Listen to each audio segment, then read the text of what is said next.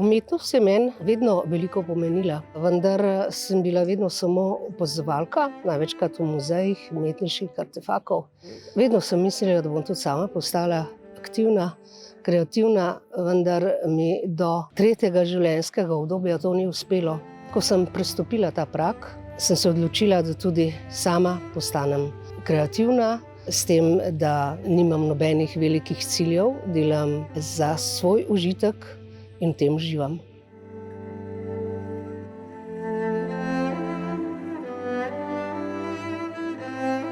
Umetnost v poznejših letih mojega življenja mi pomeni, da človek še vedno razmišlja o kulturi, o slikarstvu in vseh teh stvarih, da nekako se ne omejuje samo na stara leta in se mi zdi, da je potrebno se s čim večjimi stvarmi ukvarjati, da krepiš in možgane in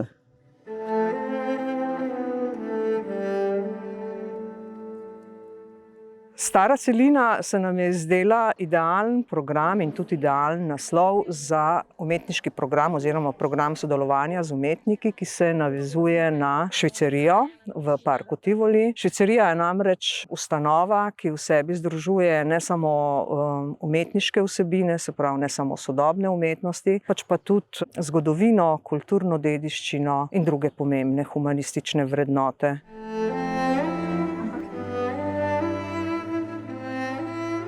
Z leti se želja po ustvarjanju ne manjša, prav nasprotno, opažamo, da se povečuje in šele potem v zrelih letih in v času upokojitve pride čas tudi za to, da se nekdo odloči, da bo ustvarjal, da se bo posvetil nekim skritim željam in talentom, ki jih v času zaposlitve ni mogel razvijati. Dejstvo je, da kulturno udejstvovanje splošno dobro vpliva na zdravje, na psihofizično kondicijo in zato dajemo temu zelo velik pomen tudi v programih dnevnih centrov aktivnosti za starejše. Vsi mi, tudi bolniki, tudi zdravniki, že stoletja in tisočletja jemljemo umetnost in umetnino tudi kot uteho. Kadarkoli v življenju smo v hudih stiskah, kadarkoli pademo, se lahko tudi poberemo in prav umetnost je tista, ki nam dostikrat izrazito pomaga, da se lažje in hitreje poberemo. Vendar je medicina ugotovila tudi to, da razen tega, da je umetnost uteha, je lahko umetnost tudi zdravilo. Zato smo s tem v mislih k sodelovanju povabili par izbranih umetnikov, ki jim Švicerija daje rezidenčno zavetje, ki v Šviceriji ustvarjajo. To so Ana Sluga, Silvester Plotajs Siko in umetnica mlajše generacije Lea Kuleto.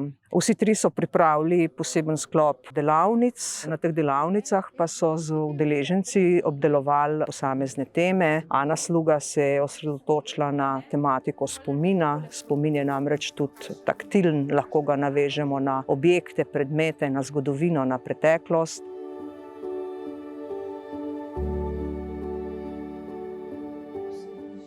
Ana je imela delavnico z naslovom Spomin. Moram reči, da so bili začetki zelo zanimivi, ker smo morali malo pobrskati po svoji preteklosti, po svojem otroštvu in nekako to vse skupaj povezati s Švicerijo, z njeno okolico. Moram reči, da jaz nisem imela dosti težav zaradi tega, ker sem živela v bližini Tivolija in tako sem dosti svojega otroštva preživela v tej okolici. Spomnim se, da smo delali zaklade in zato smo se stalno gibali okrog dreves, iskali topline, jih skrivali. In ta drevesa so me potem nekako peljala do lesenih delov stavbe Švicerije. Nekako sem našla te krasne podporne stebre, ki eno teraso povezujejo z drugo in nimajo samo povezovalne in nosilne vloge, ampak tudi arhitekturno plemenitijo stavbo.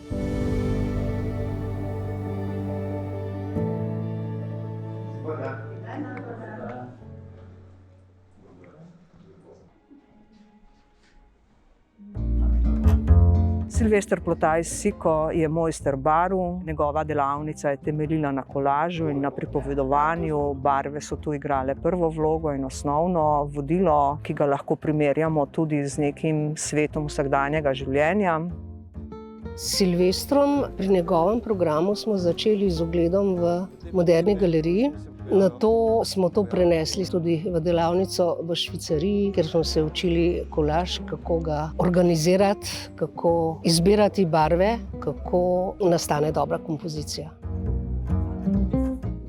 Kolaž je ravno v tem stvar, da ti, ko izrezuješ, hkrati rišeš s škarjami in tudi imaš že barvo v formi. A veste, to je super, ta kolaž, ravno zato. Ker v nasprotnem primeru, ko rišeš, narediš neko formo, potem pa šele barvo izbiraš. Tukaj pa delaš vse naenkrat.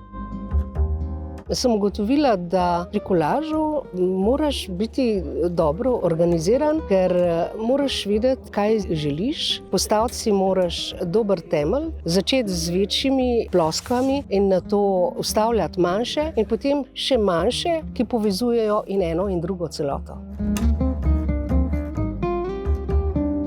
Ta prostor postane zelo zanimiv. Zadnji sklop je predstavljal sklop Lee Couleto, umetnice mlajše generacije. Lea pa v svojem umetniškem delu povezuje sodobno umetnost z ročnimi spretnostmi. Te roke so lahko zelo velik in močan simbol, kajti z rokami vedno nekaj delamo, vedno nekaj ustvarjamo in z rokami lahko ustvarimo tudi neko dobro in boljšo prihodnost. Na delavnici pri Leji smo ustvarjali z pletenjem. Izredno zanimiva je bila njena tehnika, kako vpletati besede in nositi te izdelke, ki nekaj pomenijo, kar si zaželel, da nosiš. Nekaj novega, za mene sigurno.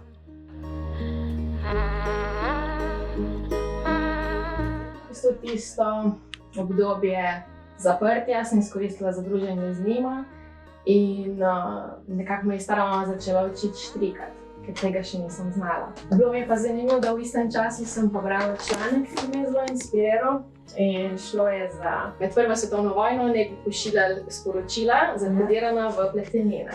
Od ideje, da so spuščale zanke načrtno in so te luknjice predstavljale recimo številke ali pa črke ali pa besede. Potem je ena dosti zanimiva, da se je najprej zvozlalo vozličke na nit. Ko si jih meril, je prišlo do abecede. In je ko so razpletli tam recimo nogavico, so dobili sporočilo.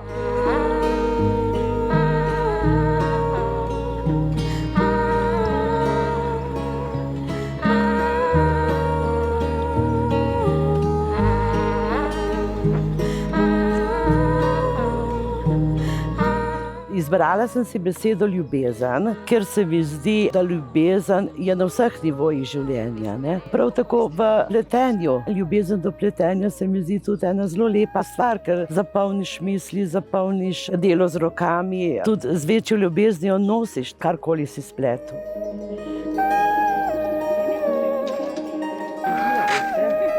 Jaz bi naredila že vse, ampak ne znam, ker hočem strokovnjakinjo.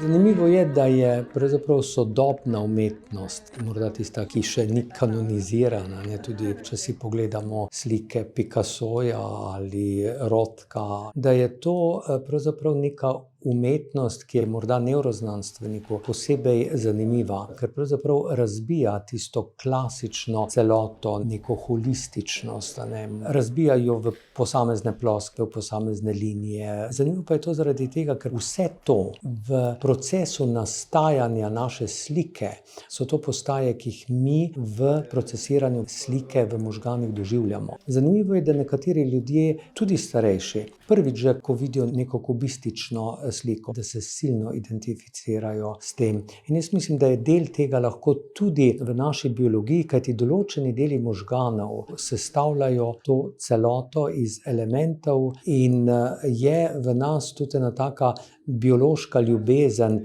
do teh reduciranih morda ali razbitih podob, iz katerih potem lahko naši možgani, naše življenje gradijo eno celoto, ki morda ostaja samo v nas.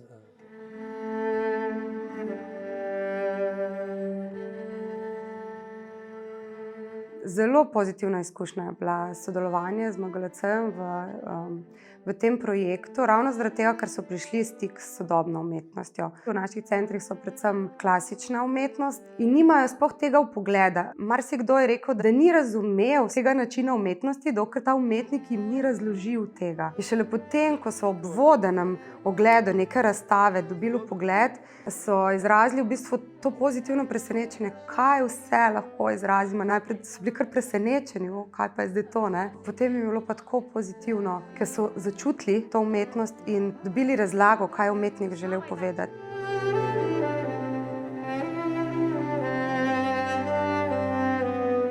Na tej delavnici sem mogoče odkrila, koliko veliko možnosti za ustvarjanje imamo, ki jih sploh nisem razmišljala, da je toliko možnosti lahko še.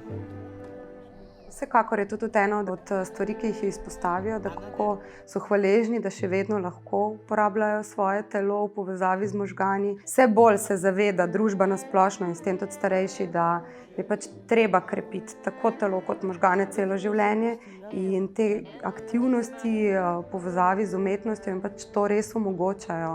Tako da ima res vpliv potem na celotno psihofizično kondicijo. To je v bistvu tudi neke vrste delovna terapija za roke, za gibljivost, za sklepe. Se mi zdi, da je to res eno tako pozitivno sporočilo, ki ga naši člani vedno dajo, da dokler bodo lahko uporabljali svoje roke, noge, da je to tisto, ki jih drži pri življenju.